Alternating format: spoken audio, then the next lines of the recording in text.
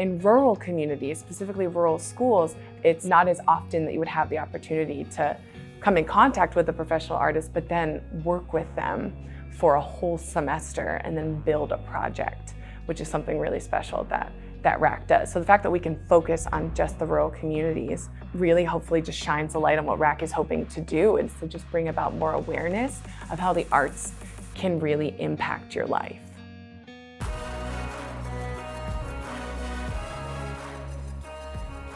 So as RAC coordinator, I like to say I'm kind of the supporter and the implementer for the teaching artists. I take kind of CARM's overall vision and implementation of the RAC residencies, and then I'm the one that kind of helps to take that to then the next stepping point in making the residencies happen. So I'm the one that kind of coordinates and meets with the principals or the school teachers, and then I also connect with the artists, you know, the RAC cohort of artists, which we have so many incredible cohort of artists. And I meet with them to then kind of gauge, what are they working on right now? What are projects that they really want to do in schools? And so I kind of bridge the gap between those two. And then all together we kind of build and create the RAC residency kind of model. So we do the 10-week residency, and I kind of get it started. And then I always say, all right, I'm here to kind of be a support if you all need anything, but then it's you all that make the magic happen. If there was a word I would say, it's inclusive. As a band director for many years, I had all different types of students. And the thing that brought all of them together in a positive way, individually as well as a group, was music.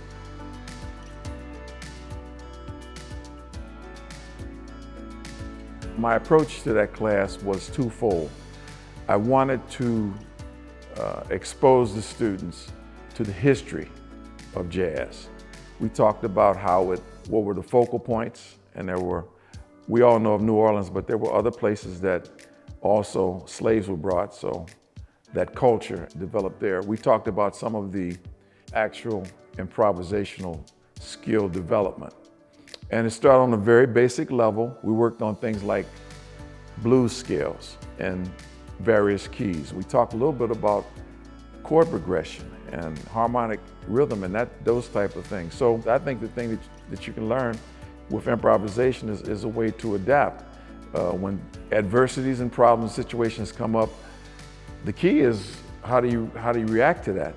How do you respond to it? Do you give up? Do you say, I quit?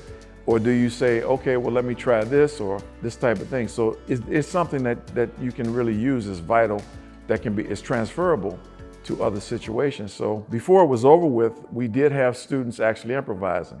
And the amazing thing about that experience is, for some of the students that had not done that before, they were terrified about actually playing, and their peers are listening and whatnot. But to get them to try that, we talk about the positives of the experience. It goes into another thing because they develop confidence. After a student would take an improvisation, the other students would really compliment them and clap and that type of thing. It's fun to watch students interacting together in a positive way, you know, respecting each other's creativity, you know, tolerance and temperance. If we really look at this, there's so many parallels to regular life. And a lot of the problems that we have is a result of we don't listen. So the skill of listening is key. Initially, when I first started, there may have been students that were apprehensive and they didn't participate, but when they started to see the other students doing that, and when they had the opportunity to create their own, and having the student to have the ability for them to express, not what the teacher wants you to do, not what I'm trying to make you do, your own expression. I mean, I think that's paramount to what everybody would like to do.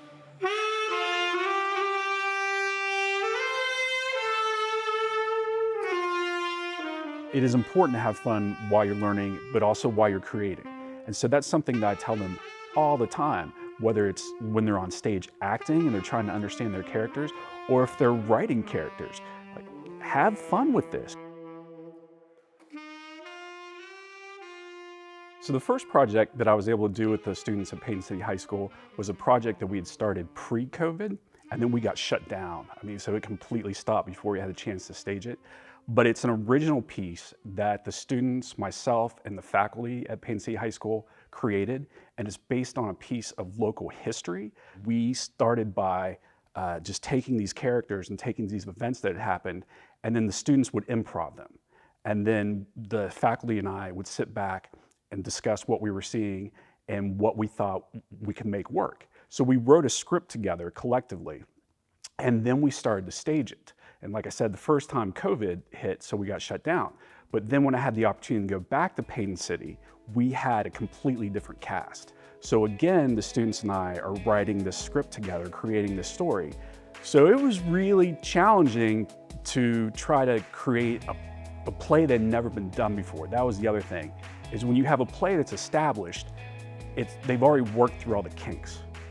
This time, we were trying to fix the kinks and the problems as we were trying to get it staged. So it was really challenging because we had kids that were from 7th grade up to seniors in high school working together. So a lot of those younger kids, it was the first time that they had done anything like this before, which is awesome because for them, it's playing. Like they're having fun, and it was wonderful. Like that was such great energy to have on stage. But then you have people that are seniors who have certain expectations of what they think theater should be. So it was hard for the seniors to get behind a presentation that wasn't traditional, that was something different. But the older students, they provided leadership. So there were times where they were actually able to work with some of the younger kids to help them to cross or to counter or to all those little things that you would learn through acting.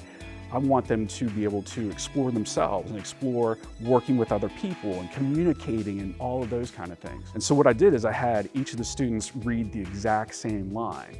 And then I would say, okay, now did you hear how she said it? And it had this quality. But look how different that was from how he said it.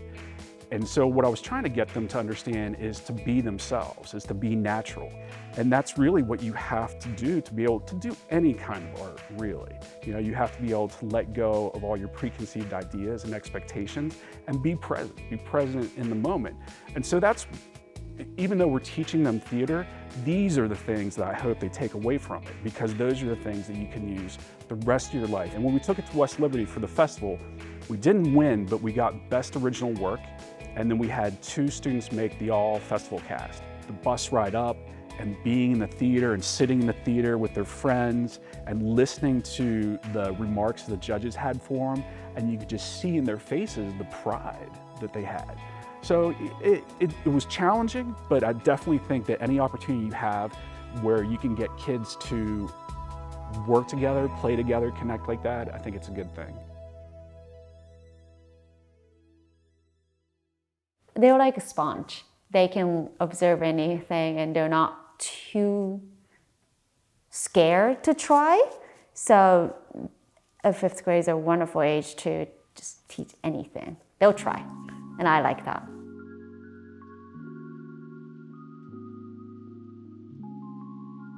We created origami chandelier, and it was installation artworks.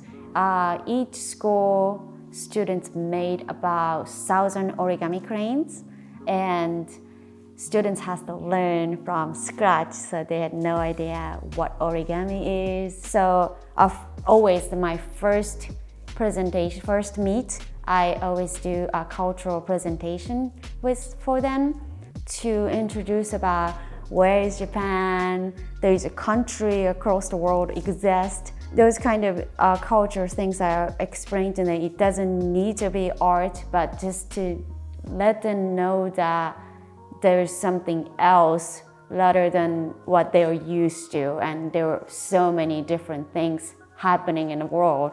And then we move on to art culture, Eastern art culture. I explained to them a little bit of the backstory behind the origami cranes, and then they will actually start learning hands-on origami making.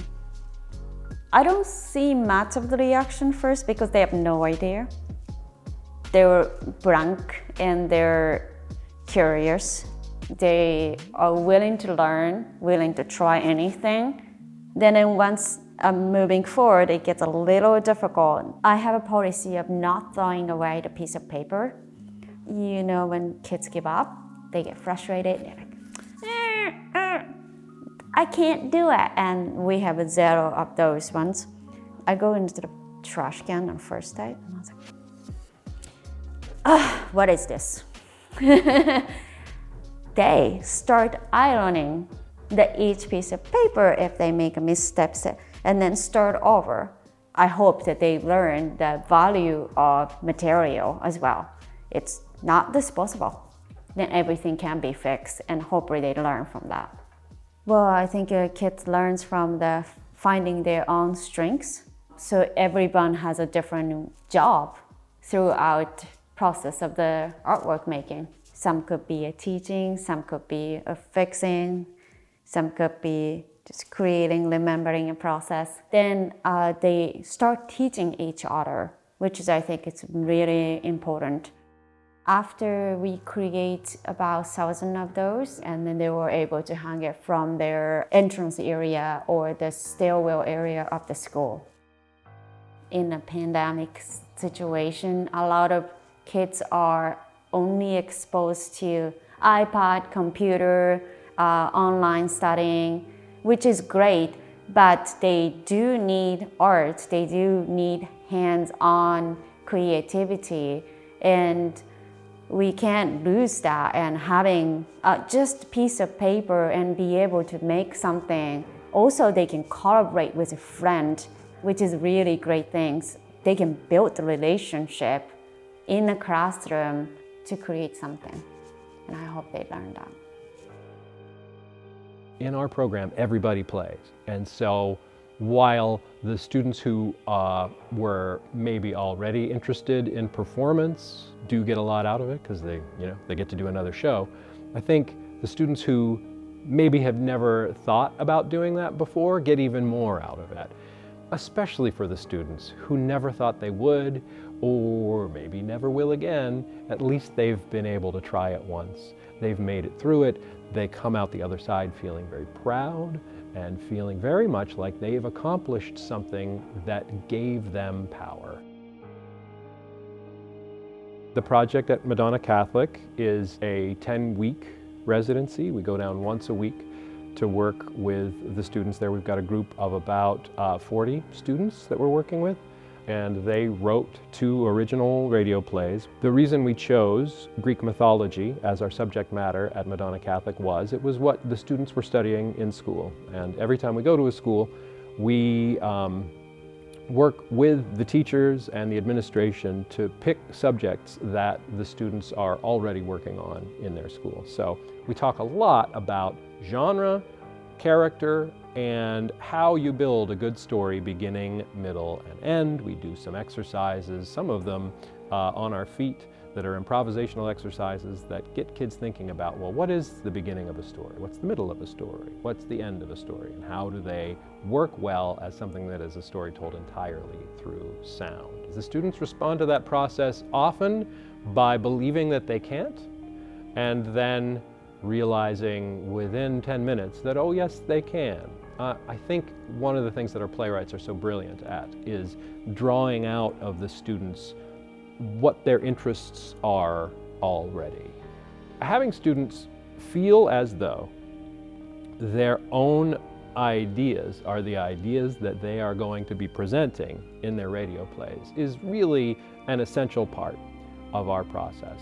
For a student to feel real ownership over this process means that when they go onto that stage to share their work with their classmates and their family and their friends, they feel as though they are sharing their own ideas, their own perspectives on the world, and giving them the opportunity to share the way that they think about the world with the world is something that they don't get a lot of opportunities to do, and I think it makes them feel more like they belong in the world to be able to share that.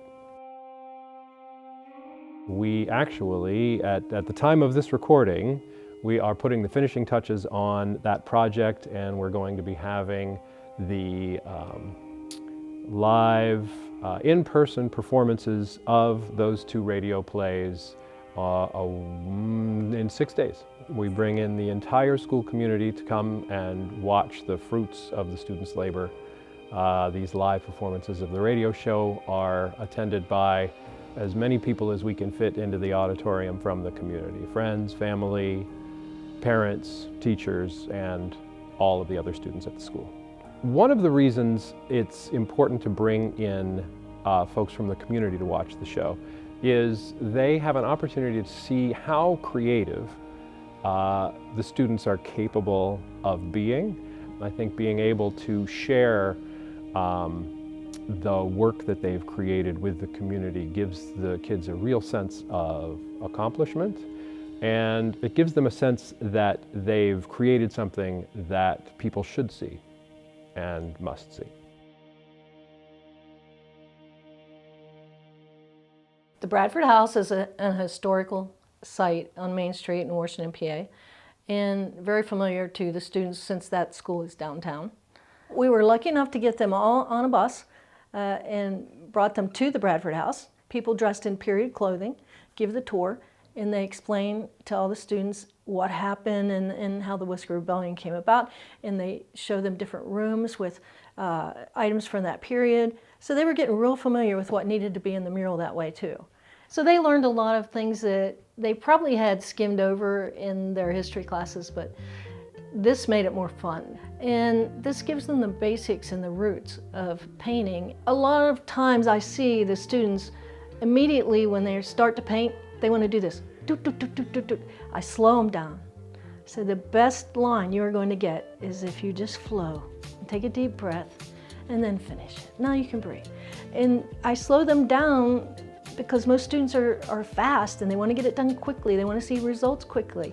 And it ends up a little sloppy. And so teaching them the skills to basically slow down and concentrate, take a deep breath, and not expect everything to happen immediately. So that when we're doing the background, and it might be a solid color, but we're expecting it to turn into a forest, be patient. The next step will turn it into a forest. So if we have a mistake in a mural, I say, well, we painted it, we can fix it. There's no mistakes that can't be figured out. So I hopefully teach them to relax about it and enjoy it. All the students, no matter what level they were, ended up participating. And what I find is the shy students, all of a sudden, they're coming out of their shell. I make sure that I bring them with me, do this particular project. Could you hold this? Could you measure this for me? And I get them involved. And next thing, they're comfortable because they've actually participated in a positive way. No matter what's going on at home, no matter what's going on in their lives emotionally or otherwise, it puts them in a peaceful place. And it gives them a little release of tension. And I see the students just really relax and enjoy it. The mural will be seen by thousands and beyond. And I would say that it was 12 feet high, 100 feet down the wall. And next thing you know, they're in the middle of a log cabin and scenes surrounding them that explain that era. So I really believe that the community really enjoys the surrounding history and the surrounding mural that they can walk into. So they are also a part of transferring the information to other people. They don't even know. So they can be proud of that.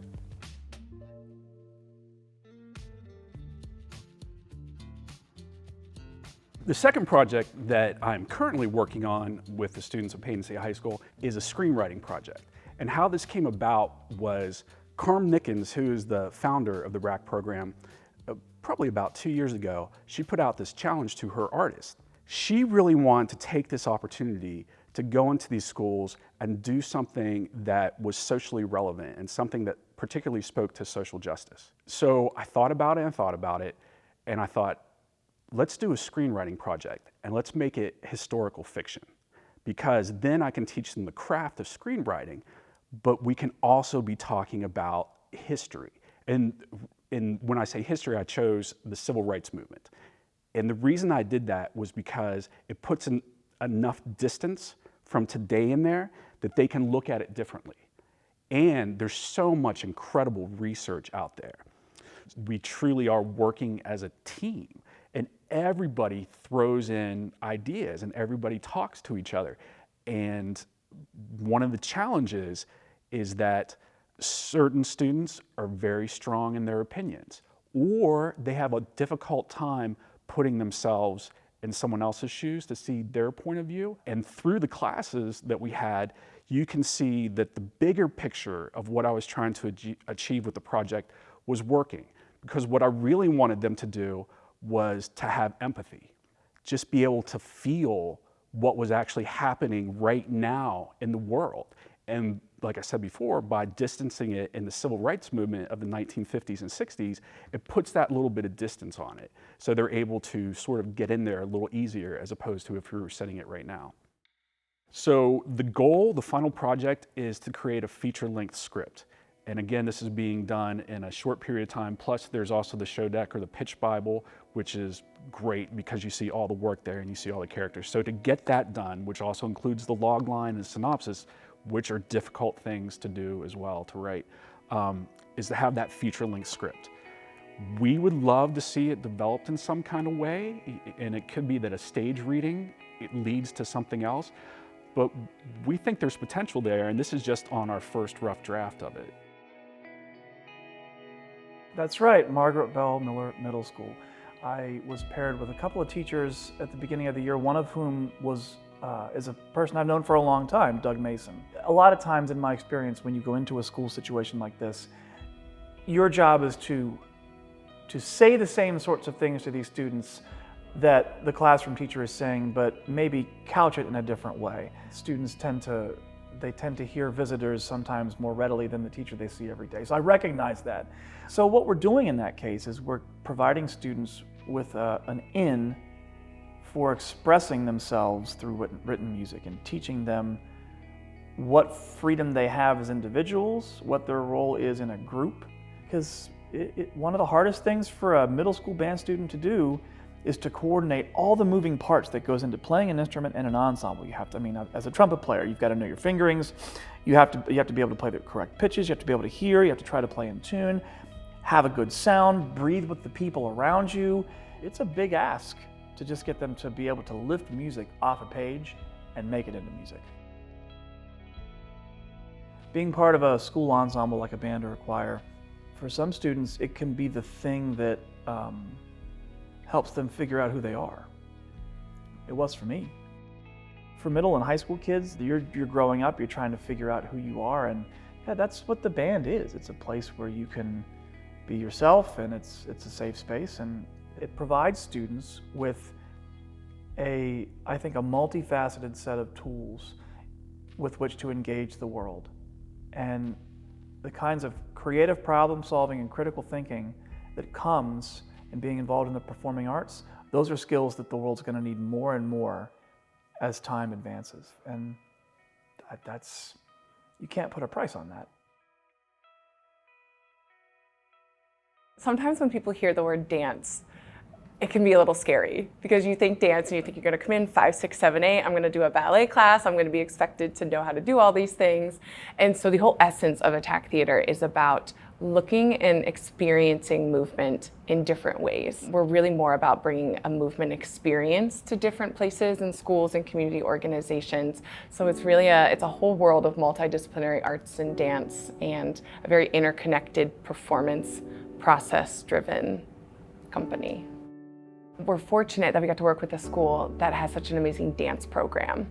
So what we did was we went in once a week for about 10 weeks and we worked with the dance teacher and these dance students in all of their dance classes. When we first walked in, we started with just open discussion about how are you feeling? Or what do you think dance is? And how does dance play a part in your life? So we use their prompts, we kind of open that discussion, and then we take those prompts and we physicalize them. So we create kind of a movement sequence that is inspired by not only their physical choices, but their emotional thoughts and choices. And just confirming, like reaffirming that what you're saying and what you're doing is powerful. Like it's awesome, and what you want to do is awesome. And so it just really reinforces their ideas, and putting it into movement is just like, you created this. Now you are the creator of not only dance, but you are the creator of hopefully your life's journey for what's to come. Sometimes what's missing from levels of performances, especially for young people with modern dance, can be kind of that deeper level of like, where is the movement come from? What's the story? Where's that abstract thinking within it?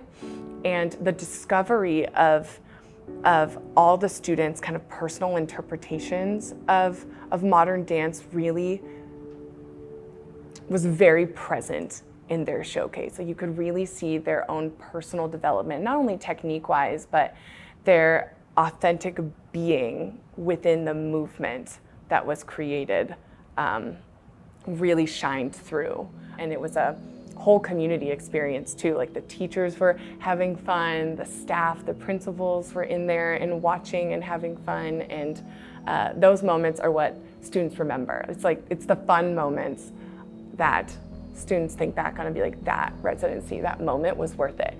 And now I want to dance forever. You can cut that last part. A project-based art program gives a student an opportunity to think about learning in a different way, to apply themselves moment by moment from the very beginning of a process throughout the process, learning along the way without realizing that they're learning along the way. This is where the thing with RAC is so important, because having the ability to identify a need within a project that's already going on and being able to redirect that energy and say, this is what's needed right now in this moment. What they told us in the very beginning was we are to augment the regular art curriculum that these schools have. And a lot of these schools don't even have an art program. So we have to figure out something to give them that they're not getting in their regular schedule. We want to build strong, capable, authentic human beings. We want to empower them as individuals. And I think in schools sometimes it's not that we don't want to focus on that component, it's just sometimes, as in life, there's just not enough time to do all of that. And so we try to go in there and offer just little glimpses of that can be done, whether it's in short, 5-minute activities or a whole day's worth of activities that hopefully then can be transferred into the school community in ways that they can implement it even when, the professional artists aren't there anymore. We're very lucky to have a program that is fun from beginning to end. In the classroom, I'm smiling, and sometimes that can be contagious. Oh my gosh, there is no greater joy for me than listening to participants laugh. Look at what you did. You just made this room full of people laugh. That's fantastic. They were so happy when the final fold happens and the crane all of a sudden appear. That's amazing reaction that I get. And I have a joy out of that every single time. When they accomplish something and they realize that, and I acknowledge it, and their peers acknowledge it, I smile about those things too. She even tells me, that they have full attendance in art class when we do this project. That's what happens when you're talking about music, when you're talking about art. I'll never forget that. That was fun. That was a lot of fun. It's what makes the residency worth it, because if you know the kids are having fun, they're invested and want to be there or want to come back. The process that we're working on with these kids is not just to make something for kids, not just to make something that kids can perform and that helps them learn. We're making art. And then just to be able to step away from your normal day, to give them that opportunity to be able to learn something, experience something that they wouldn't normally get to do is fantastic. And that's really what the RAC project is. I want to thank Carm for being my partner in crime and always so wonderful and so helpful, so dedicated to our program, to all of the RAC artists and all of the students that she's served everywhere, West Virginia, Western PA. She's touched the lives directly of thousands of students. She's improved the lives of thousands of young people. And young people have needed it so much, especially over these last couple of years. The work that she's doing is so important and so necessary. And I'm honored to be her partner in crime.